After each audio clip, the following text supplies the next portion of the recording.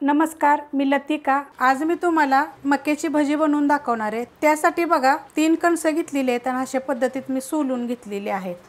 तुम्हाला पाहिजे तर तुम्ही काय करू शकता माहिती आहे का, कणसाला मधोमध कापायचं आणि त्याला असं वरून जरी सुरीनं कट करून जरी काढलं तरी पण चालू शकते। तर मी काय करणार आहे माहिती आहे का, ह्याला चॉपरला हलकंसं बारीक करायचं। हलकंसं म्हणजे काय माहिती आहे का, ही थोडीशी फुटली पाहिजे अशा पद्धतीत थोडीशी झाली पाहिजे। नाहीतर काय करायचं, तुमच्याकडे जर खलबत्ता वगैरे असेल का नाही तर असं ह्याच्यातच कुठलं तरी सुद्धा हे फोडू शकतात। एकदम फ्रेश आहेत बघा। आता मी ह्याला काय करणार, आबडधोबड फक्त मी ह्याच्यात करून घेणार आहे।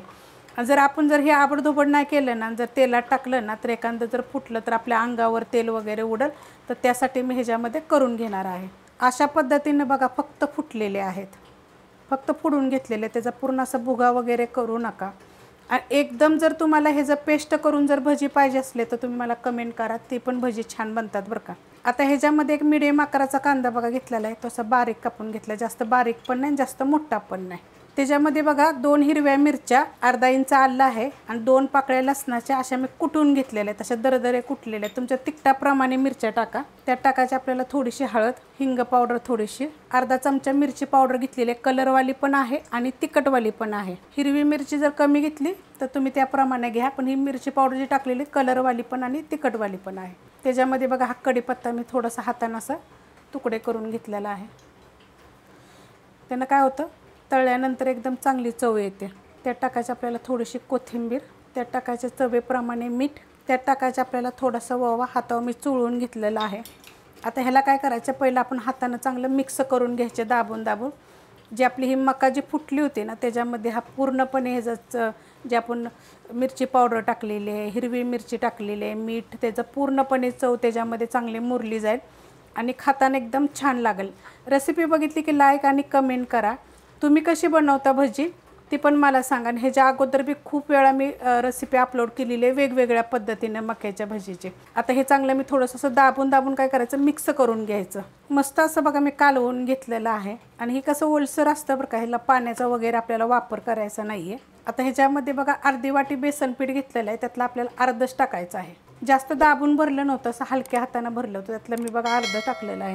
1 चमचा फक्त कॉर्नफ्लॉवर घेतलेला आहे। जर तुमच्याकडे असेल तर टाका, नाही टाकला तरी पण चालू शकतं। मग तांदळाचं पीठ जर 1 चमचा टाकलं तरी चालेल आणि जर तुमच्याकडे तांदळाचं पीठ पण नाही आहे ना तर चण्याच्या डाळीच्या पिठात जरी बनवलं तरी पण चालू शकतात। हे चांगलं मिक्स करून घ्यायचं। मिक्स करून घेतलेलं आहे बघा, पाण्याचा वापर वगैरे काही केलेला नाही। पीठ टाकल्यानंतर फक्त कधी पण मिक्स करताना असं हाताने चांगलं दाबून दाबून मिक्स करायचं, म्हणजे जी आपली मका आहे त्याच्यामध्ये त्याची चव चांगली मुरली जाते आणि मग खायला पण आपल्याला छान लागतात।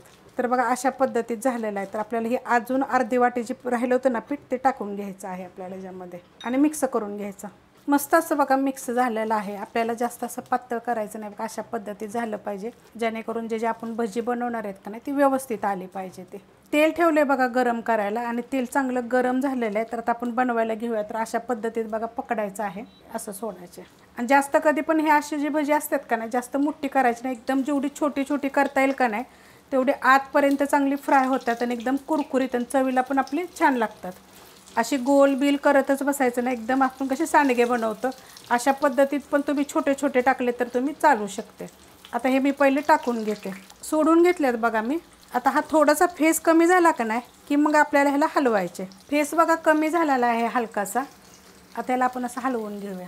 तर हे पहिले टाकलेले बघा असे लाल झालेले आहेत आणि ही थोडीशी तिखटच करायची बरं का, कारण की ही थोडंसं गोड असतात का नाही तर त्यासाठी तिखट केली का नाही तर मस्त अशी चव लागते। तुम्हाला तर अजून एक गोष्ट सांगते, तुम्हाला हवा असेल तर ह्याच्यामध्ये अर्धा लिंबाचा रस पण पिळा, मस्त लागतात तसे पण करून बघा। तुम्हाला मी खूप गोष्टी सांगते की अशात करा तसं करा छान लागतात।